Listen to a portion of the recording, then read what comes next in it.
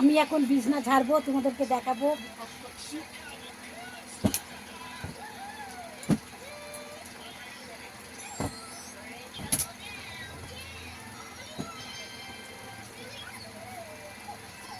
বুঝতেই পারছো, আশা করি তোমরা সাপোর্ট করবে, আসবে, দেখছি তোমরা।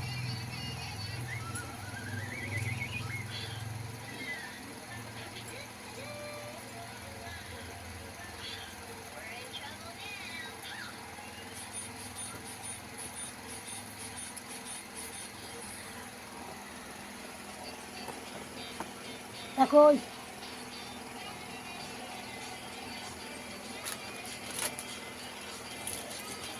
নাতি খেলা করছে, দেখো নাতি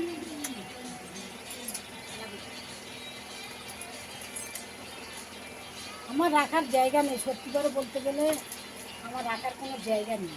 তাই দেখো এই এত করে রাখি,